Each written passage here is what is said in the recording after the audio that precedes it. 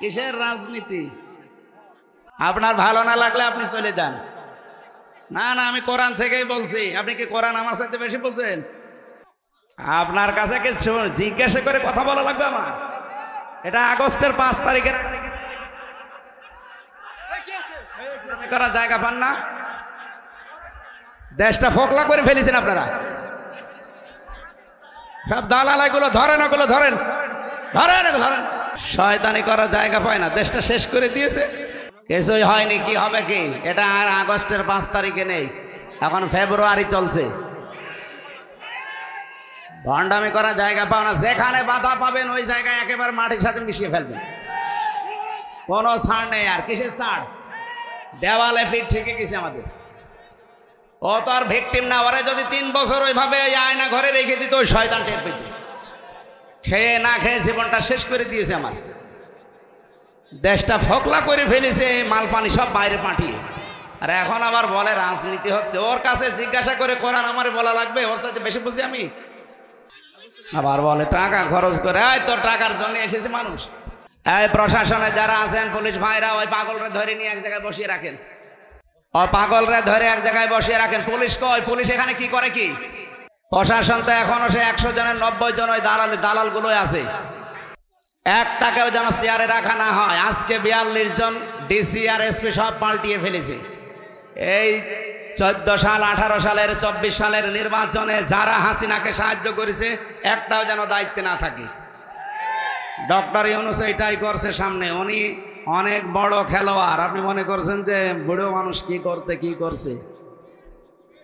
এই জন্য যারা প্রশাসনে এখনো নিরপেক্ষ হয়ে বসে আছেন, হাসিনার দালালি করবেন সামনে, আপনি সাবধান। ওকে ধরেন, ধরে এক জায়গায় বসিয়ে রাখেন, মোনাজাত করে নিয়ে। ওরে আমি দেখছি। কোন অঞ্চলে বাড়ি ওর? বলে হুজুর তাফসির করেন। আরে তাফসির আপনার সাথে? আমি তাফসিরের উপরে পড়া, আমি তাফসির আরম্ভ করছি তো। এইগুলো ধরে যেখানে পাবেন মাটির নিচে দিয়ে দেবেন, কারণ ওর উপরে থাকার কোনো যোগ্যতা আর নেই। 15.5 বছরে যা করেছে, ওরে মেরে ফেললে আমার মনে হয় আরো স্বভাব হবে ওই কাংলাসের মতো। এক বাড়িতে মেরে ফেলবে, তাহলে কয়টা নাকি হবে? ওগুলো তো শয়তানের ছাড়ি তো খারাপ না। ও চ্যালেঞ্জ দিয়েছে, ও মনে করছে আমির হামজা কি ও ছেলে ছিল, বোঝে না। আরে বেটা, এখন এই দেশ চলছে কি করে আপনি টের পাচ্ছেন? হ্যাঁ, আপনি কি মনে করছেন আমাদের সে রামরাজত্ব এখনো ফিরে আছে? আপনি কি আওয়ামী লীগার হয়েছেন আমি জানি না। আমার বংশের চাইতে আপনি বড় আওয়ামী লীগ করেন। আমার বংশের 100 জনের 98 জন ছিল, সব পালিস। ওরা যে এখনো টিকে আছে কি করে এলাকায়? পরিচয় যদি দেয় একেবারে কবর দিয়ে দেবে। এতদিন যে অবস্থায় ছিলাম ওই অবস্থা ওদেরও করা লাগবে। আমরা বাস ঝাড়ে ঘুমিয়েছি, কবরে গিয়ে ঘুমিয়েছি। কথা বলো না কেন? আমার নিজের মেয়ে 3 মাস 7 মাস বয়স, তারে রেখে চলে গেছি জেলে। 3 বছর পরে এসে দেখলাম এখন 4 বছর। ওরা আমি চিনি না। আর শয়তানি কাউকে কোনো ছাড় নেই ভাই। আমি নিজে ভিকটিম। আমি জীবনে অনেক পড় খেয়েছি, ঘাত প্রতিঘাত সহ্য করে আজ পর্যন্ত। আপনার রক্ত চক্ষু দেখার জন্য এদের স্বাধীন হয়নি। ঝামেলা করবেন ওই জায়গায় মাটির নিচে দিয়ে দেবো, এরপরে বলবো মিনহা খলাকনাকুম। দরকার হয় দোয়া পড়ারও দরকার নেই, একবারেই দিয়ে দেবে। গোপালগঞ্জের লোকজন পা দিয়েছিল উস্কানিতে, কি হয়েছে দেখেছেন? পিটিয়ে পেছনে বাদরের মতো লাল বানিয়ে ফেলিস। আর আর্মিদের মাছ তো খাননি, একটা খেলে 7 দিন মনে থাকবে আপনার। আমি আবার বলছি, কারো উস্কানিতে পা দিতে চাই না ভাই। ওই 4 দেওয়ালের মাঝে যদি একবার বন্দী হয়ে পড়েন না, কেউ কারো না। আমি 3 বছর বুঝে ফেলেছি, কেউ কারো না। তখন আপনার বউ আপনার উপরে রাগ করবে, ওই ছাতা তোমার একটা দরকার কি? কেউ আপনাকে পাত্তা দেবে না। তখন একটা দিন যাবে আপনার কাছে 1 বছরের মতো। আমার 3 বছর মনে হয় 30 বছরের মতো গেছি। আমার বয়সে এখন 33। তার মধ্যে 3 বছর গেল এই কারাগারে। 30 বছর আমি বাইরের জীবনে ছিলাম, যা পেয়েছি 3 বছরে তার চাইতে 30 গুণ শাস্তি আমি বেশি পেয়েছি।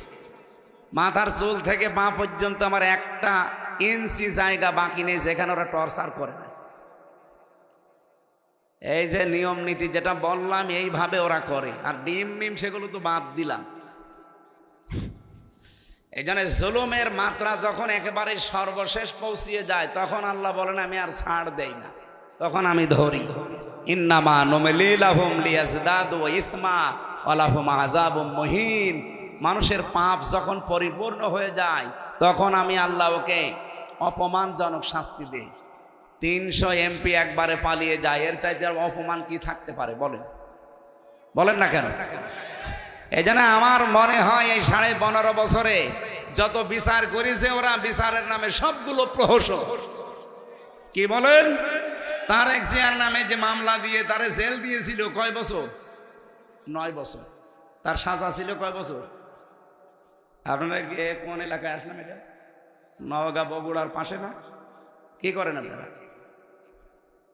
আপনার নেতার জেল কয় বছর দিয়েছে সাজা আপনি তাও জানেন না। 9টা বছর তারে সাজা দিয়েছিল এই উপদেষ্টারা। তত্ত্ব যারা এখন আছে এই সরকার আসার পরে আগস্টের 5 তারিখের পরে তার মামলা ঢিসমিস হয়ে গেছে। তার স্ত্রী জোবাইদা, তারও 3 বছর সাজা ছিল, তারটাও শেষ। খালেদা জিয়ারটাও শেষ। হাসিনা যা যা করেছিল এ সরকার সব উল্টিয়ে দিচ্ছে। শুধু একজন আছে এখন, এটিএম আজহারুল ইসলাম। লুৎফুজ্জামান বাবরকে যদি 17 বছর পরে, তারও তো মার্ডার মামলা, তারও তো ফাঁসি, আর আমার পাশের রুমে ছিল। তারে যদি আপনি ছেড়ে দেন, গিয়াসউদ্দিন মামুন তারেক জিয়ার বন্ধু, তারে 17 বছর পরে ছেড়ে দিলেন, এই লোকটা কি অপরাধ করেছে? এও তো হাসিনার হিংসার শিকার।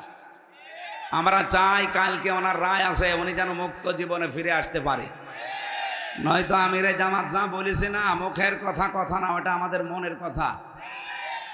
দেশ শেষে উলট পালট হয়ে যাবে। আর বাংলাদেশে এমন কোনো জেল নেই যেখানে 3 কোটি মানুষ রাখা যায়। কালকে যদি ওনার রায় আপনারা উল্টা পাল্টা করেন না, 3 কোটি মানুষকে একদিনে জেলে নিয়ে যাওয়া লাগবে। রাখবেন কোথায়? বাংলাদেশে যত জেল আছে সব মিলে 1,10,000 মানুষ রাখা যায়, এর উপর আর রাখা যায় না। মানুষ থাকবে কত? কালকে প্রধান উপদেষ্টার বাড়ি ঘেরাও করার আহ্বান জানিয়েছে জামাতের আমির ডাক্তার শফিকুর রহমান। 3 কোটি মানুষ সারা দেশ থেকে ওনার সাথে থাকবে। কাল সবাইকে জেলে দেবেন না এটিএম আজহারকে ছাড়বেন? এই নির্দোষ মানুষটার পক্ষে থাকা দরকার না? কত মানুষ বলে যে না ওনার সাজা হয়েছে, ওনারে ছাড়া যাবে না। আরে শয়তান, তারেক জিয়ারও তো সাজা হয়েছিল, ছেড়ে দিলেন কেন? তার এই মামলা থেকে অব্যাহতি দিয়েছেন কোন কারণে? লুৎফুজ্জামান বাবরে তো সাজা হয়েছিল, তারে ছেড়ে দিলেন কোন কারণে? হাসিনার শিকার যারা, তাদেরকে যদি ছেড়ে দেওয়া হয়, ওনার মামলায় যারা সাক্ষী দিয়েছিল, কেউ 6 মাইল দূর থেকে, কেউ 3 মাইল দূর থেকে, কেউ 1.5 মাইল দূর থেকে একটা সাক্ষী হইল। মামলার বাদী যে সে পালিয়েছে হাসিনা, মামলার যে প্রসিকিউটর সে পালিয়েছে, বিচারপতি পালিয়েছে, আইও পালিয়েছে, যে সাক্ষী সে পালিয়েছে, কিচ্ছু নেই। তাহলে উনি থাকবে কেন? ওনার 14 বছর জীবন থেকে নষ্ট করে দিলেন, এইটাই তো ফেরত দেওয়া সম্ভব না। আমার মনে হয় আগস্টের 5 তারিখের পর থেকে ওনারে 1 সেকেন্ডও জেলে রাখা জুলুমের পরে জুলুম। আশা করছি এখানে রেকর্ড হচ্ছে, এই কারণে বলছি, তামাম দুনিয়া যাচ্ছে। মাজলুমের পক্ষে কথা বলছি, আল্লাহ যেন কালকে ওনাকে মুক্ত জীবনে ফেরার তৌফিক দেন। যারা দায়িত্বে আছেন খুব হিসাব নিকাশ করে রায় দেবেন। যদি উলট পালট করেন, দেশটা শেষে কি হয়ে যাবে গৃহযুদ্ধের দিকে আপনি নিজেও টের পাবেন না। অনেকে মনে করছে না আমরা শক্তিশালী। কিসের শক্তিশালী আপনি? 15.5 বছরের এত বড় দানবকে যদি এদেশের মানুষ ফেলে দিতে পারে, আপনারা কয়জন মাত্র? এজন্য আশা করছি এই নিরপরাধ মানুষের পক্ষে সারা বাংলাদেশ থেকে এই কয়েকদিন আগে যে বিক্ষোভ মিছিল দেখিয়েছে, কালকে কিন্তু ফাইনাল। এরপরে আর বলা হবে না। উনি বারবার বলেছে বহু সময় দিয়েছি, আর সময় নেই। সবাইকে আপনি একরকম করবেন। বৈষম্যের শিকার যদি এখনো হওয়া লাগে, এদের স্বাধীন হওয়ার দরকার ছিল কি? ও আগে যা ছিলাম তাই ভালো ছিলাম। 27টা ষড়যন্ত্র যদি সব নিঃশেষ হয়ে যায়, কালকের এই ষড়যন্ত্রটাও নিঃশেষ হবে ইনশাল্লাহ। কিছু মানুষ এখানে আছে, আমরা জানি এই মানুষগুলোর জন্য উলট পালট হচ্ছে।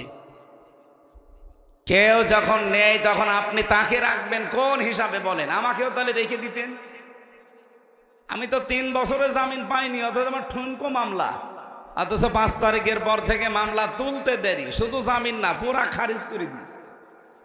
বিচারককে আমি বলতেও গেলাম যে আপনি তো 3 বছরে দায়িত্বে ছিলেন, তখন তো বললেন না যে না এ মামলার বিচারে কোনো রায় নেই, জামিন দিলেন না 3টা বছর, আমারে রেখে দিল ফাঁসির কন্ডেম সেলের ভেতরে 24 ঘন্টা তালা লাগানো।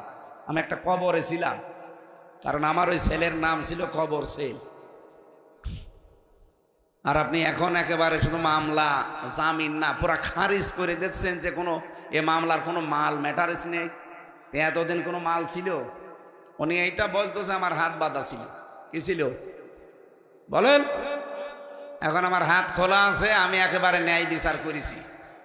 আমারটাই যদি এমন হয়, এই 15.5 বছরে যত মিথ্যা মামলা মিথ্যা সাক্ষীর কারণে মানুষ ভেতরে আছে, সবগুলোকে তো এইভাবেই ছেড়ে দেওয়া দরকার।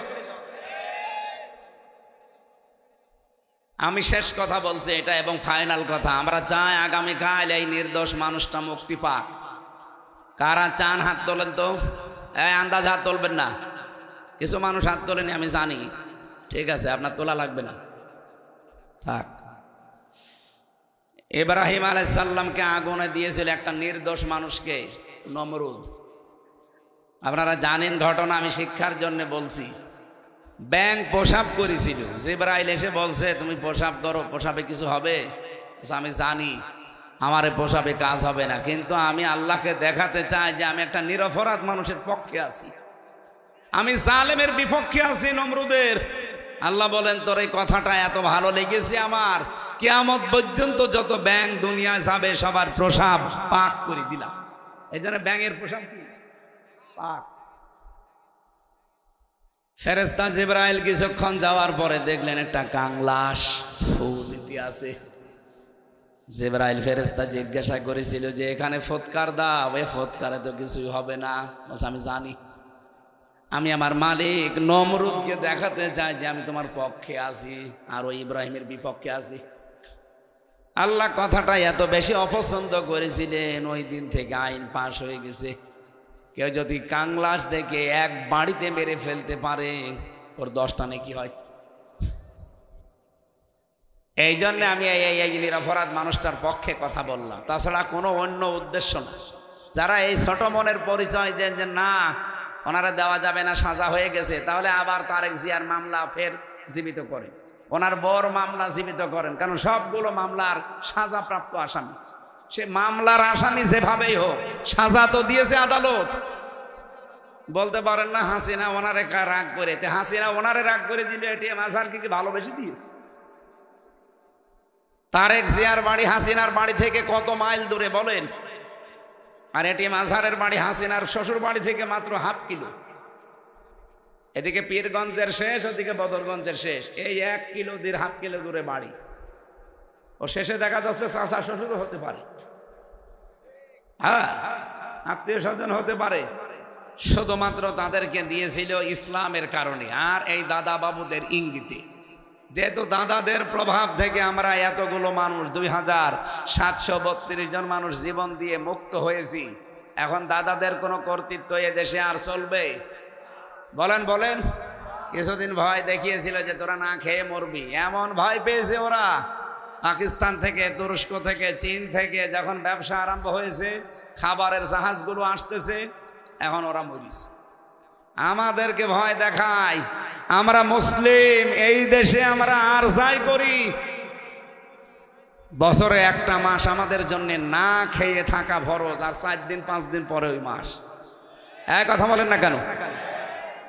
সুতরাং খাবারের ভয় আমাদেরকে দেখাবেন না। যারা দেখিয়েছে ওরা এখন হায় হতাশ করছে যে করলাম কি, কারণ এখন ব্যবসা চলছে বাংলাদেশের সব পাকিস্তানের সাথে, তুরস্কের সাথে, সৌদি আরবের সাথে, চীনের সাথে, ওরা এখন মাথায় হাত, কারণ একটা দেশের সাথেও দাদাদের মিল নেই। হিন্দু ভাইরা অন্যান্য ধর্মের রাগ করবেন না, আপনাদের প্রতি আমরা খুশি, কারণ আপনাদের মন্দির বাড়ি ঘর আগস্টের 5 তারিখে এই দেশের মানুষ পাহারা দিয়েছে। এক কথা বলেন না কেন? আপনি আরো নিরাপদে থাকবেন যদি এই দেশে আল্লাহর বিধান কায়েম হয়। এই যে গাইবান্ধায় কয়েকদিন আগে একজন হিন্দু পুরোহিত ঠাকুর, সে জানিয়েছে কোরআনের বিধান যদি এই দেশে কায়েম হয় আমরা সবচাইতে বেশি নিরাপদে থাকতে পারবো।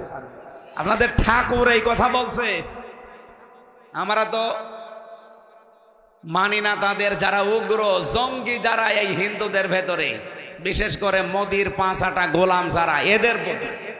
ওরা আল্লাহর ঘর বাবরি মসজিদ ভেঙে ফেলেছে। পৃথিবীর মানুষ মাটির নিচে পায় গ্যাস, তেল, সোনা, রূপা, আর ওই শয়তানরা শুধু মাটির নিচে খালি মন্দির পায়। তাও যেখানে সেখানে পায় না, শুধু মসজিদ যেখানে ওই জায়গায়। বলে এখানে 500 বছর আগে মন্দির ছিল। ওদের একটা দেশের সাথেও যেহেতু মিল নেই, আপনি দেখেন ভারতের ইতিহাসের দিকে তাকিয়ে পাকিস্তানের সাথে দা কুমড়ার সম্পর্ক, নেপালের সাথে মিল নেই, ভুটানের সাথে মিল নেই, মালদ্বীপের সাথে মিল নেই, মায়ানমারের সাথে মিল নেই, চীনের সাথে মিল নেই। আমাদের সাথে মিল ছিল, কন্যা ছিল, কন্যা নেই, মিল। এই জন্যই তো আন্তর্জাতিক যারা মডল তারা বলছে, কি এমন ভালো মানুষ আপনি যে একটা প্রতিবেশীর সাথে আপনার মিল নেই। এই জন্যই জোট করতে পারে না। গিয়েছিল মোদি এই দেশ সম্পর্কে কিছু মিথ্যা তথ্য দেওয়ার জন্য, যে এই দেশে জঙ্গি ভরে যাচ্ছে, এই দেশে কোনো মানুষ নিরাপদে নেই, এদেশে হিন্দু মেয়েদেরকে ধর্ষণ করা হচ্ছে, এই কথাগুলো বলার জন্য। একটা কথাও ট্রাম্প কানে নেয়নি, কারণ এই দেশের পূজা আর রোজা একদিনে হয়। এই সামনে আসতেছে, এই কথা বলেন না কেন? আমি নিজে দেখেছি, পূজাও চলছে, রোজাও চলছে, চলছে না? পৃথিবীর 257টা দেশে এর চাইতে সাম্প্রদায়িক সম্প্রীতির দৃষ্টান্ত আর কোনো দেশে নেই।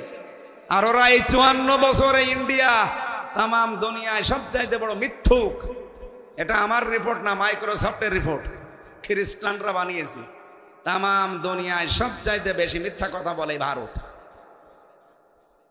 ওরা এই 54 বছর মিথ্যা কথা ছড়িয়ে ছড়িয়ে আমাদেরকে বিশ্বের মানুষের কাছে কালার করে রেখেছিল যে আমরা নাকি জঙ্গি।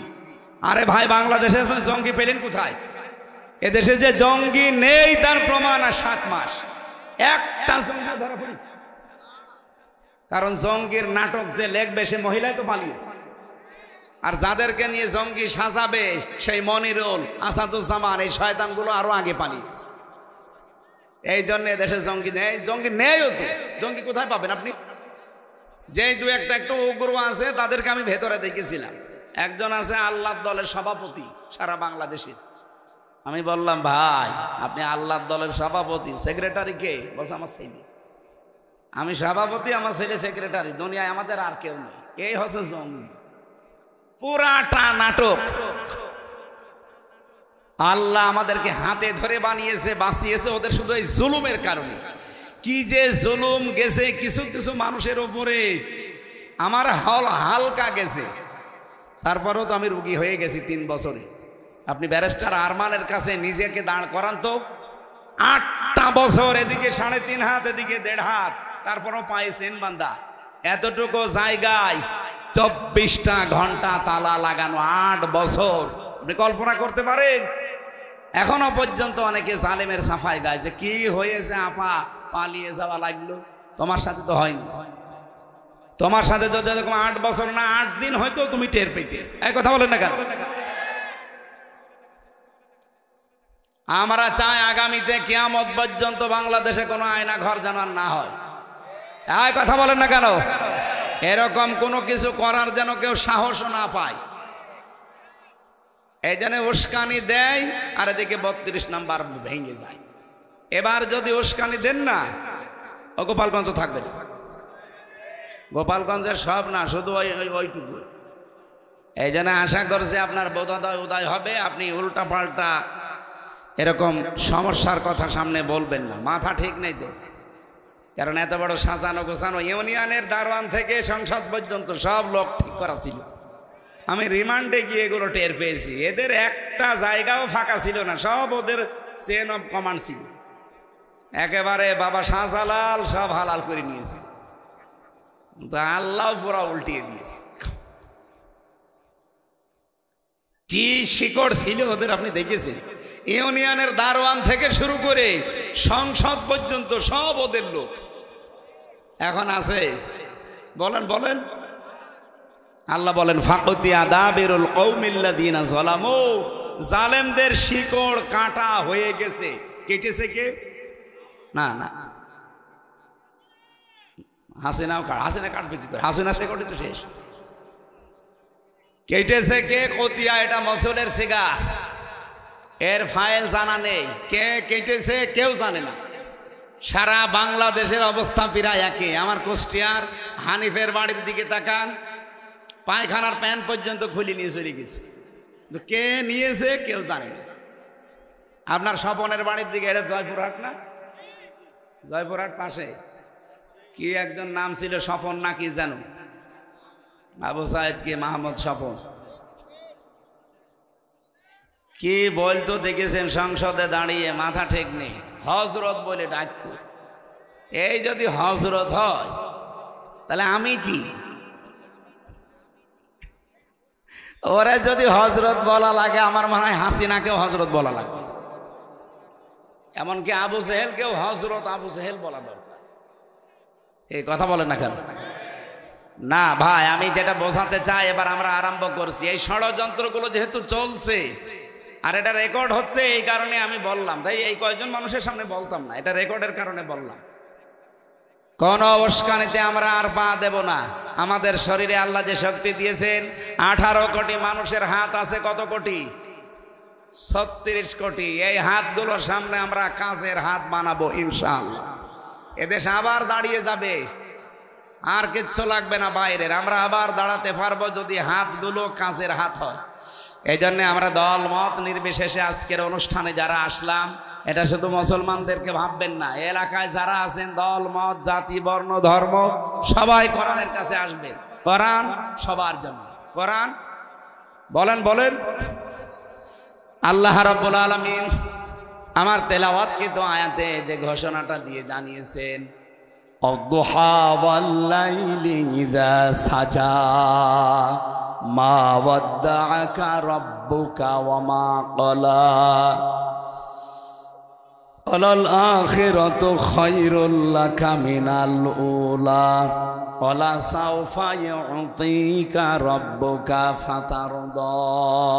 এ পর্যন্ত পড়েছিলাম। আল্লাহ বলেন, মধ্য দিনের আলোর কসম, রাতের কসম, যখন তা সে অন্ধকার হয়ে যায়, মা ওয়াদ্দাআকা রাব্বুকা ওয়া মা ক্বালা, হে নবী আপনার রব আপনাকে ছেড়ে দেয়নি, আপনাকে ত্যাগও করেনি। ওয়ালাল আখিরাতু খায়রুল লাকা মিনাল উলা, আপনার জন্য দুনিয়ার চাইতে আখিরাত উত্তম। ওয়ালা সাওফা ইউতিকা রাব্বুকা ফাতারদা, অতি শীঘ্রই আপনাকে আল্লাহ এমন কিছু সামনে দেবেন যাতে আপনি খুশি হয়ে যাবেন। এবার আসেন বাংলাদেশের সাথে মিলাবো আয়াতটা। কামিলা তার স্বামী আবু লাহাবের সাথে একত্রিত হয়ে মানুষের কাছে ছড়িয়েছে যে মুহাম্মাদের শয়তানটা তাকে ত্যাগ করেছে। বলেন নাউজুবিল্লাহ। বাইরের লোকগুলো থেকে কিছু শুনলে সহ্য করা যায়, নিজের আপনজন যারা, নিজের লোক যারা, এরা কিছু বললে ওটা কিন্তু সহ্যের বাইরে চলে যায়। এই প্রশাসনের ভাই যারা আছেন, পুলিশ ভাইরা, ওই পাগলটাকে ধরে এক জায়গায় বসিয়ে রাখেন। বিশৃঙ্খলা তৈরি যদি হয়, আপনারা কি করছেন কি এখানে? আপনারা মানুষগুলো বসিয়ে দেন। হাতে লাঠি নিয়ে কি করছেন? পিটানো যাচ্ছে না? আমাদের ধরলে তো ভালোই পিটাতে পারতেন। দেন ওখানে ধরে বসিয়ে দেন। যে বসবে না বলেন বাড়ি চলে যান। মাহফিলটার পরিবেশ নষ্ট যেন কেউ না করে। হয় যারা আছে হয় বসবে, নাই বাড়ি চলে যাবে। এখানে কারো রূপ দেখার জন্য আপনাকে নিয়ে আসে নাই। 40 দিনাই আপনারা যারা শুনছেন এদিকে অ্যাক্টিভ হয়ে শুনবেন। আমরা নির্ধারিত সময়ে নামাজ পড়বো, দরকার আর 10 মিনিট পরে, অসুবিধা নেই। 40 দিন পার হয়ে গেল, নবীজিও মন খারাপ যে আমার কাছে আর ওহী আসে না। রব্বুল আলামিন 40 দিন পরে ফেরেশতা জিবরাইলকে দিয়ে আয়াতগুলো নাযিল করলেন। আমরা যে 15.5 বছর পর্যন্ত অনেকেই আমার মনে হয় মন খারাপ অবস্থায় ছিলাম, কারণ আমাদের সামনে সূর্য উঠবে সেরকম পরিবেশ ছিল না। আপনি ভাবতে পারেন একটা মানুষ 10টা বছর পড়ে আছে এক জায়গায়, তার পরিবার, তার বউ, তার মা বাবা, তার সন্তানাদি কি করে চলে বলেন তো? বিডিআরদের ওপরে বিনা কারণে অত্যাচার করে তাদের জীবনটাও নষ্ট করে দিয়েছে। এক একজনের 16 বছর 17 বছর জেলখানায় পড়ে আছে। গভীর রজনীতে এই প্রশাসনের মানুষগুলো যখন উঠত, এই বিডিআররা উঠে হাও মাও করে তাহাজ্জুদের নামাজের সেজদায় কাঁদত। আমি একজন মুরব্বী পেয়েছিলাম বিডিআর প্রশাসনের, ওর বাড়ি হচ্ছে পঞ্চগড়ে। স্যার 1 মাস পরে আমার চাকরি শেষ, আমি রিটায়ার্ড হয়ে যাব, অথচ আমার এই মিথ্যা মামলাটা দিয়ে আর 17টা বছর আমার জীবন থেকে কেড়ে নিল। হুজুর বলেন তো আমার এইটা জবাব কি করে দিবে হাসিনা? ওর যে ক্ষমতা চলে গেছে 1 জন 2 জনের কারণে, এরকম লক্ষ লক্ষ মানুষের চোখের পানি ওর চেয়ারের সাথে মিশে আছে, কত মানুষের বরদোয়া মিশে আছে। ইত্তাকি দাওয়াতাল মাজলুম ফাইন্নাহা লাইসা বাইনাহু ওয়া বাইনাল্লাহি হিজাব। নবীজি বলেন তোমরা সব সময় মাজলুমের বরদোয়া থেকে নিজেকে বাঁচিয়ে রাখবা, কারণ মাজলুম যদি কিছু মন থেকে বলে ওটা সঙ্গে সঙ্গে আরো সে চলে যায়। 15.5 বছর একাধারে কত মানুষ যে বদদোয়া করেছে বাইরে ভেতরে মিলে, একজনেরটাও কি আল্লাহ কবুল করবে না?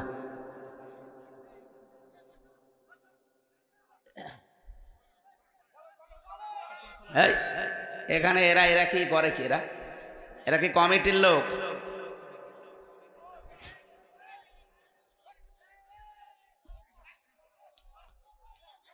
সুবহানাল্লাহ আলহামদুলিল্লাহ লা ইলাহা। আমি তো শুরুই করছিলাম, এই 2 জন এসে হঠাৎ করে ডিস্টার্ব করে দিল, মন মানসিকতায় আউলিয়ে গেছে। লা ইলাহা ইল্লাল্লাহ মুহাম্মাদুর রাসূলুল্লাহ। যেহেতু 1500 বছর পার হয়ে গেছে, যে আয়াতগুলো পড়ছে এগুলো নাজিল হওয়া ওই জামানায় মুহাম্মাদুর রাসূলুল্লাহ সাল্লাল্লাহু আলাইহি সাল্লামের প্রতি এই আয়াতগুলো আল্লাহ নাজিল করে সান্ত্বনা দিলেন, হে রাসূল, দিনের পরে যেমন সূর্য ওঠে, এর সূর্যটা উঠলে দুনিয়া যেমন আলোকিত হয়ে যায়, আমি আপনাকে সামনে এমন কিছু দিতে যাচ্ছি যে আপনার জীবনটাও আলোকিত হয়ে যাবে। এ বাংলাদেশের এখন যে চিত্র, আগস্টের 5 তারিখের আগের যে চিত্র, আকাশ আর পাতাল। আপনি তো এখানে এই গ্রাম অঞ্চলে কিছু টের পাচ্ছেন না। আন্তর্জাতিক মহল থেকে শুরু করে বাংলাদেশের 64 জেলার প্রায় জেলা থানা আমার যাওয়া শেষ। জরিপগুলো যা দেখছি, মাত্র 100 জনের 15 জন মানুষ চাইতো আগে যে দেশে ইসলাম কায়েম হোক, অথচ এখন এই যে 3 দিন আগের রিপোর্ট, এ দেশের 100 জনের 66 জন মানুষ চাচ্ছে দেশে আল্লাহর দিন কায়েম হোক। আপনি টের পাচ্ছেন তলে তলে কোথায় চলে গেছে মানুষ, কোথায়? 15 জন আমি বানিয়ে বলছি, আপনি ইন্টারনেটে সার্চ দেন, এইগুলো পাবেন। আমি তো আগেই বলেছি, শুধু এখানে যে পাগল ছাগল মনে করছেন আমরা বসে আছি, গ্রাম্য মানুষ যা বলছে বলুক না, আমি আপনার দিকে তাকিয়ে কোনো কথা বলছিও না, আমি বলছি এদের দিকে তাকিয়ে, কারণ এইটার দিকে এখন 18 কোটি না তামাম পৃথিবীর বাংলা ভাষাভাষী মানুষ তাকিয়ে আছে। এখানে একটা মেসেজ দিলে এখন চলে যাচ্ছে আমেরিকায়, এখানে একটা মেসেজ দিলে চলে যাচ্ছে থাইল্যান্ডে। দুনিয়ায় যত রাষ্ট্র আছে যেখানে বাঙালি, তারা কিন্তু লাইভ অলরেডি দেখছে। বাংলাদেশ নিয়ে যে চক্রান্তগুলো বললাম, 27টা পয়েন্ট পার হয়ে গেছে, ওদের একটাও হালে পানি নেয়নি। আবার নতুন আরেকটা শুরু করবে, আর দেখবেন যে এইটাই ওরা শুরু করবে, ওদের জন্য একটা আলাদা আযাব আল্লাহ নাজিল করবে। ওরা একটা উস্কানি দিয়ে আযাব বুলডোজার নাজিল হয়েছিল। কি আযাব? ভাঙ্গাচোরা আযাব। এরপরে নাজিল হয়েছে অপারেশন ডেভিল হান্ট, শয়তানের খোঁজে। দেখছেন না কি করে শয়তান ধরা পড়ছে? এরা যদি আরেকটু কড়া হয়, দেশে শয়তান সব মাটির নিচে লুকাবে, তাও জায়গা পাবেন না। কারণ ডেভিল হান্ট মানে শয়তানের খোঁজে, কোথায় থাকবে না খোঁজ করে বের করবে। যাদের দায়িত্ব দিয়েছে সরকার, ওরা তো সব জানে যে অপরাধী থাকে কোথায়। কি কথা বলে না কেন? এই 15.5 বছরে যারা ছিল তারা তো এখনো আছে, ওরা জানে না যে কোথায় কি কি কি ব্যবসা হয়। কোন জায়গায় কি হয় সব তারা জানে। ১৫০০ বছর আগের একটা চিত্র আমি তুলে আনতে চেয়েছিলাম। ওই জামানায় জাতীয় নেতা ছিল ৩ জন। কয়জন? একজন ছিল ইহুদিদের নেতা, তার নাম মারহাব। ২ নম্বরে ছিল খ্রিস্টানদের একজন জাতীয় নেতা, তার নাম মুখাইরে। আর একজন ছিল মুশরিকদের জাতীয় নেতা, তার নাম ছিল আবু জেহেল। আপনি বাংলাদেশের সাথেও মিলান, জাতীয় নেতা কিন্তু আমরা এ পর্যন্ত প্রায় ৩ জনই পেয়েছি। নাম ধরা লাগবে, নাম ধরে তো আবার আর একজন হুজুর, নাম ধরার দরকার নেই, আপনি টের পেয়েছেন। ওই জামানায় জাতীয় নেত্রী ছিল ৩ জন। একজনের নাম ছিল নাকেরা, আবু জেহেলের স্ত্রী। ২ নম্বরে ছিল হিন্দা, আবু সুফিয়ানের স্ত্রী। ৩ নম্বরে ছিল উম্মে জামিলা, আবু লাহাবের স্ত্রী। এগুলো ছিল জাতীয় নেত্রী। বাংলাদেশেও জাতীয় নেত্রী কয়জন? ৩ জন। নাম ধরা লাগবে। পুরুষও ৩ জন, নারীও ৩ জন। আপনি ১৫০০ বছর আগে আরবের অবস্থার সাথে মিলান, ওদের সাথে আমাদের দেশের পুরাটা মিল আছে। কি এই দেখেন, আমি সব নোট করেছি তাফসীর থেকে। ৩ নম্বরে ওই দেশে জাতীয় ব্যবসা ছিল ৩টা। কয়টা? ওই জামানায় যারা ব্যবসা করতো, বিশেষ করে ইহুদিদের জাতীয় ব্যবসা ছিল সুদের ব্যবসা। এখনো তামাম দুনিয়ায় যত সুদের ব্যবসা সব ইহুদিরা, আসল মালিক কিন্তু তারা। ২ নম্বরে নাসারা, যারা এই খ্রিস্টান, ওদের জাতীয় ব্যবসা ছিল মদের ব্যবসা। কিসে? এই যে আমাদের দেশ থেকে পাচার হয়ে যায় সোনা রূপা, আর বাইরের দেশ থেকে আসে ডাল, গাঁজা। কি আমরা কি ভালো জিনিস বাইরে থেকে পাই? বিশেষ করে আমাদের প্রতিবেশী, ওরা তো শুধু ডাল আর বাবা দেয়। এমনকি এই দেশের মানুষকে আপনি জেলে দিয়ে কি করবেন? জেলের ভেতর ওরা গাঁজার গাছ লাগিয়েছে। আমার সাথে জেলে ছিল নিস্তালায়, ওই শয়তান ছেলে ভেতরে টবের ভেতরে গাঁজার গাছ লাগিয়েছে। জেলার একদিন এসে বলছে, তুই এই গাছ পেলি কোথায়? বলছে, আমি যে মামলার হাজিরা দিতে গিয়েছিলাম, আমারও তো বন্ধু বান্ধব আছে বাইরে, তারা আসার সময় গাঁজার পোটলা দিয়েছিল, ওইটাই মুখের ভেতরে রেখে দিয়েছিলাম। মেশিনে স্ক্যান করার সময় ধরা পড়েনি, ওইটাই এসে আমি লাগিয়েছি 2 মাস আগে। দেখেন গাছ কত বড় হয়েছে। জেলার তো হিন্দু দেবদুলাল, ও তো আর জান্নাত জাহান্নাম বিশ্বাস করে না। তখন বলছে, আরে শয়তান, তুই গাঁজা খাওয়ার কারণে পুলিশে ধরে ধরে জেলে দিল, আর তুই গাঁজার গাছ লাগিয়েছিস ভেতরে, ধরে তো স্বর্গে দেওয়া লাগবে। ১৫০০ বছর আগে যারা মুশরিক, তাদের জাতীয় ব্যবসা ছিল নারীর ব্যবসা। কি বললাম? আপনি তাকান আজ বাংলাদেশে জাতীয় ব্যবসাগুলোর দিকে, অধিকাংশ মানুষ কিন্তু মেয়ে লোক দিয়ে ব্যবসা করছে। আরে 15.5 বছর এটা আরো বেশি ছিল। আপনি দোকানদারিতে লাগিয়ে দিয়েছে মেয়েকে, একটা সাবান বিক্রি করবে সেখানেও মেয়েদেরকে। অথচ মেয়ে লোকের যে সম্মান বিশ্বনবী আসার পরে দিয়েছিলেন, তামাম পৃথিবী আজ ওই সম্মান দিতে পারবে না। ওরা 15.5 বছরে কোথায় নিয়েছে মেয়েদের? শরীফ থেকে শরীফা বানিয়ে মেয়েদের ইজ্জত নষ্ট করার জন্য পায়তারা করেছিল। আল্লাহ ধরিয়ে দিয়েছে। আরে ভাই বলেন তো, একটা শরীফ ও বিকালে বলছে আমি শরীফা হয়ে গেছি, আমি এখন মহিলা হোস্টেলে থাকবো। ও যতই শরীফা দাবি করুক, মাল কি আগেরটাই। ও সেই মহিলা হোস্টেলে থাকতে চায়, বলেন ওখানে আপনার মেয়ে আছে, আপনার ফুফু আছে, আপনার বোন আছে, নেই? পরে যদি আপনি ওখানে দেন, বলেন তো ওকে ঠিক থাকবে না যারও সন্তান জন্ম দেবে? এই পর্যায়ে পৌঁছে রেখেছিলেন দেশটা, আপনি টের পাচ্ছেন? আর বলে হুজুর রাজনীতি করবে না। আরে শয়তান, রাজনীতি কি কোথায় পৌঁছিয়েছিল? কয়দিন পরে তোর মারে বের করে নিয়ে যেতে ধর্ষণ কর। তুই টের পাচ্ছিস কোথায় নিয়েছে শিক্ষা ব্যবস্থাটা? আগস্টের 5 তারিখের পরে পরিবর্তন যদি না করে দিত আল্লাহ এই ছাত্র জনতার মাধ্যমে, সত্যি আপনার মেয়েকে আপনি বাড়িতে রাখতে পারতেন না। কারণ ওই শয়তান 3 দিন পরে এসে বলতো আমি শরীফা, শরীফ না। কারণ আদালত কর্তৃক ওরা পাশ করিয়ে নিত, কারণ আদালত সব ওদের হাতে। আপনি কি মনে করছেন বিচার ব্যবস্থা? বিচার না, সব ওদের হাতে, ওরা যা বলবে তাই। আমার মামলার প্রথমটা জামিন হয়ে গেল, আমি বের হব, বলে না, গেট থেকে 10টা প্রশাসনের যে বিভাগ আছে ওরা আসবে, ডিসিএফআই আসবে, এনএসআই আসবে, কাউন্টার টেররিজম আসবে, এরপরে এসবি আসবে, সিটি আসবে, এরকম 8টা 10টা গোয়েন্দারা এসে বলবে যে না, এনারে ছাড়া যাবে না, আবার মামলা দিয়ে ভেতরে ঢুকিয়ে দাও। এই ছিল দেশের অবস্থা। আর আপনি এখন বলছেন কোরআন হাদিস, কোরআন হাদিস আপনি বসবেন? কোরআন হাদিস বলবো? কোরআন হাদিসের গভীরে গেলে আপনি কিছু বসবেন? ওই জামানায় জাতীয় নেতা কয়জন? জাতীয় নেত্রী, জাতীয় ব্যবসা আর গোত্র এলাকায় যারা, এই গোত্রপতি ছিল 42 জন। আপনি সারা বাংলাদেশের সাথে মিলান, হয়তো 42 জন হবে না, আর একটু বেশি হয়ে যাবে। 64 জেলা থেকে যদি 64 জন ধরেন, ওই জামানায় 42 জন, এই জামানায় নাই 64 জন।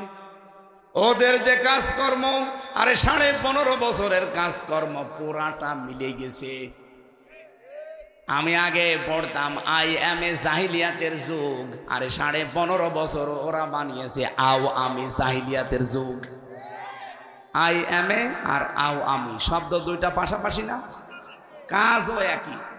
ওরা 15টা কাজ করেছিল আবু জেহেল ওই জামানায়। আপনি ইতিহাস পড়েন, বেহেরকার রাহিকুল মাখতুমটা পড়বেন, এখানে লেখা আছে এই 15.5 বছর ওরাও এরকম 15টা কাজ করেছে। ওরা যে নারী পুরুষের একেবারে অবাধ মেলামেশা চালু করে যার সন্তান তৈরি করার ফ্যাক্টরি তৈরি করেছিল। কারণ ওদের ছেলে মেয়েগুলো সবগুলো বাইরে যেখানে পড়াশোনা করে সেখানে সব ফ্রি সেক্সের দেশ। এই যে জয় যেখানে পড়িছে, এই কথা বলছে না কেন? ও বিয়েও করেছে, এই জন্য এরকম মহিলা। কেন এ দেশে মুসলমান মেয়ে নেই? আপনি একটা মুসলমানের ছেলে, হাজারো মুসলমানের মেয়ে বিয়ে হয় না, এখানে 2-4টা একসাথে বিয়ে করা যায় না? আপনার মায়ের যা বাবার যা আছে, আপনি তো 4টা বিয়ে করতে পারেন, মুসলমান 4টা মেয়ে না, একটাও পছন্দ হয়নি, হয়েছে চামড়া কটা। আল্লাহর ইশারা, ওর বউ ওরে ছেড়ে দিয়ে চলে গেছে। ওই জামানায় তো নবীজি এবার নবুয়তের দায়িত্ব পালন করার পর জিন্দাবাতি কাজ আরম্ভ করেছিলেন। সবচাইতে বেশি বাধা দিয়েছিল ওই জামানায় ওই 42 জন নেতা। আপনি বাংলাদেশের দিকে ওই 15.5 বছরের 3 বছর আমি ভেতরে, আমি জানি না, বাকি 12 বছর তো জানি। আমি দেখেছি সবচাইতে বেশি বাধা দিয়েছে কিছু নেতা গোছের মানুষেরা। কোরআনে কারিমের কথা প্রচার করতে গেলে ওদের বাধা। কেন? আমি কে এসে আমার বাবার কথা তুলে ধরছি যে আমার বাবা এরকম নবী ছিল, আমার দাদা নবীর বাবা ছিল, বলেছি কোনোদিন? কোরআনের কথা তুলতে হলে তো ঐতিহাসিক প্রেক্ষাপটগুলো নিয়ে আসা লাগে, ওইটাই তো বলার চেষ্টা চালাচ্ছিলাম। আজ কত মানুষ মেয়েদেরকে পর্যন্ত ভয় দেখাচ্ছে, জুজুর ভয়, যে ইসলাম যদি দেশে আসে তোমরা কিন্তু ঘর বন্দী হয়ে যাবা। কে বলেছে আপনাকে? মেয়েরা যারা এসেছেন, ইসলাম যদি বাংলাদেশে কোনোদিন কায়েম হয়, কোরআন আমার সামনে, আল্লাহর কসম, সবচাইতে বেশি নিরাপত্তা পাবেন আপনারা। আর যত হক আল্লাহর কোরআন আপনাদের দিয়েছেন, তখন ওইটা পাওয়ার জন্য রাজপথে আপনারা নামবেন। আপনাদের সম্মান দিয়েছেন নবীজি কন্যা হিসাবে, বধূ হিসাবে, বোন হিসাবে, মা হিসাবে। একটা মর্যাদাও ছিল না, আষাঢ় দিয়ে পিটিয়ে মেরে ফেলতো আপনাদের। ইসলাম নেই আজ পর্যন্ত, এই কারণে 54 বছরে এখনো বাংলাদেশে যৌতুক মুক্ত হয়নি। অথচ 2 জন মহিলা পরপর যায়। কি আপনারা 2 জন মহিলা পরপর গেলেন, একবার আইন পাস করতে পারলেন না যে বাংলাদেশকে যৌতুক মুক্ত আমরা করতে চাই? একবার তো সংসদে ঘোষণা দিলেই মুক্ত হয়ে যায়। অথচ নিজেরা 2 জন যাবার পরও আজ এই দেশে যৌতুক মুক্ত হয়েছে। গতকালকে একজন বাবা কাঁদছিল, 3টা মেয়ে তার, 3টাই বিবাহধারী, কিন্তু ছেলেরা টাকা চায়। যে জামাই ঠিক করে এমন দাবি করে, ও নিজেই খাবার পায় না, দাবি পূরণ করবে কি করে? এই 10টা যারা 2 জন ছিল দায়িত্বে, এই 2 জন মহিলা, এরা যদি প্রথমে সংসদে আইন পাশ করে দিত যে বিয়ে করতে হলে আরো টাকা মেয়ের বাপকে দেওয়া লাগবে, ওই 3টা মেয়ে পড়ে থাকে। আপনাদেরকে যে সম্পদ আল্লাহ দিয়েছেন, যদি সত্যি আপনারা নিজেদের মর্যাদা বুঝে পর্দার ভেতরে থাকতে পারতেন, আল্লাহর কসম পুরুষ মানুষ জোর করে হলেও টাকা ভিক্ষা করে হলে আপনার বাবাকে দিয়েও বিয়ে করবে। এখন যদি আমার পানি পিপাসা লাগে, পানি নেই এলাকায় 50 কিলোর ভেতরে, শুধু ডাব আছে, এক একটা ডাব 2000 টাকা পিস, আমার পানি খাওয়া দরকার, পানি নেই শুধু ডাব আছে 2000 টাকা, তাই কি 5000 হলো আমি কিনে খেতাম? বলেন বলেন। মেয়েদেরকে আল্লাহ ঠিক ওইভাবে বানিয়েছে। ওরা যদি সত্যি ওদের মর্যাদা বুঝতো, আর ইসলাম যদি এদেশে থাকতো, পুরুষ মানুষ ভিক্ষা করে হলো দেনমহরের টাকা জোগাড় করে বিয়ে করত। অথচ এখন উল্টা করে তার আর যৌতুক দেওয়া লাগছে। এই এলাকায় এটা আছে কিনা জানি না, এই যে বরযাত্রী যেটা যায় মানুষ 200-500 করে মেয়ের বাড়িতে যান, আপনি কোথায় পেয়েছেন ভণ্ডামি? এটা ইসলামে নেই। ইসলামে আছে অলিমা। কি বললাম? বলেন বলেন। সুতরাং আজকে থেকে আর কোনো বরযাত্রী যাবেন না। মেয়েদের এটা মর্যাদা।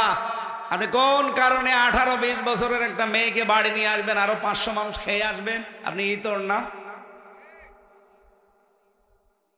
এই জন্য আজকে থেকে বরযাত্রী যেহেতু ইসলামে নেই, বরযাত্রীতে কেউ যাবেন? কারা যাবেন হাত তোলেন তো।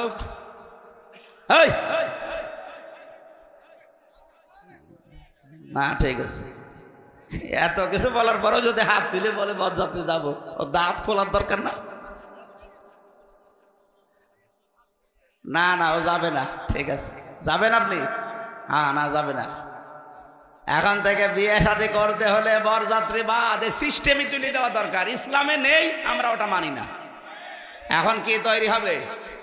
অলিমা। অলিমা ছেলের বাড়ি হয় না মেয়ের বাড়ি? সম্মানিত মা বোনেরা, মেয়েদের সাংসারিক জীবনে কি করা লাগে, স্বামী স্ত্রীর যে দাম্পত্য কলহগুলো হয়, এটা মিটানোর একটা পদ্ধতি আছে। এটা নিয়ে জেলখানায় বসে বই লিখেছিলাম, ওইটা এসে বাইরে পাবলিশ করেছে। বই আজকে গাড়িতে আছে। মেয়েরা আপনার বাচ্চাদের পাঠিয়ে গাড়ি থেকে ওটা নিয়ে যাবেন, যে পুরাটা পড়বেন, একটা স্বামীর জন্য একটা স্ত্রীর জন্য, 2 রকম লিখেছি। আমাদের জীবনে আমি তো দেখলাম জেলখানায় 100টার 60টা মানুষ জেল খাটতেছে শুধু বোর কারণে। এ পারিবারিক জীবনের ঝামেলা, হয় যৌতুক, নাই বউ মেরেছে, এরকম কোনো কিছু নিয়ে। এই জন্য ওইগুলো নিয়ে আমি লিখেছি, পারিবারিক জীবনের দাম্পত্য কলহ এবং তার সমাধান। পুরুষরা নিয়ে বউকে দেবেন, বউরা নিয়ে স্বামীকে দেবেন। পুরাটা 120 পৃষ্ঠা লিখেছে, প্রত্যেকটা মানুষ পড়বেন। জানি না, ওখান থেকে নিয়ে যাবেন, আমি আশা করছি পুরাটা পড়বেন। আমি আজকে আর চালাচ্ছি না নামাজটা, এখন ফরজ নামাজ 15 মিনিট এমনি বেশি হয়ে গেছে। নামাজ এখানে যাদের ওযু আছে পড়ে নেবেন, আমি মুসাফির মানুষ পড়ে ফেলেছি। আল্লাহুম্মা আমিন।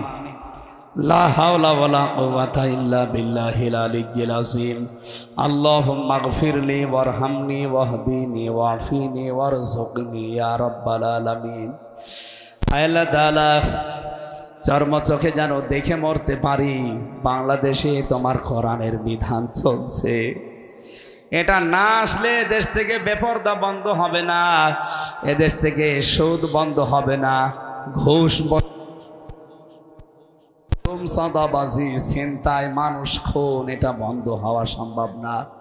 এজন্য 56,000 বর্গ মাইলে তোমার কালামটা চলছে, এটার ব্যবস্থা করে দাও। এ দেশটা একটা মিনি জান্নাত হয়ে যাবে। আমি সহ যারা অসুস্থ আছি, আমাদেরকে শেফা দান করো। সামনে রহমত মাগফিরাত আর নাজাতের মাস রমজান, হায়াতটা আমাদের বাড়িয়ে দাও, আমাদের শরীরকে সুস্থ রাখো। হক আদায় করে 30টা রোজায় রাখার তৌফিক দান করো। অনেক মেয়েরা অসুস্থ আছে, তাদেরকে তুমি শিফা দাও। বিশেষ করে 30টা রোজায় যেন তারা রাখতে পারে। 2 দিন 3 দিন 5 দিন যে রোজাগুলো তাদের শরীর অসুস্থ থাকার কারণে রাখতে পারে না, আল্লাহ পরবর্তীতে হক আদায় করে ওগুলো রাখার তৌফিক দাও। এই মাহফিলটা বাস্তবায়নে যারা শ্রম দিয়েছে এদের কবুল করে নাও। আল্লাহ তাআলা যে কথাগুলো বলার জন্য বসেছিলাম শেষ পর্যন্ত আমি যেতে পারি না, যতটুকুই বলেছে ওয়ালাল আখিরাতু খায়রুল লাকা মিনাল উলা, তোমাদের প্রথমের চাইতে শেষ ভালো। প্রথম জীবন তো পার করেই ফেললাম, আমাদের শেষটা তুমি কোরআনের হাতে তুলে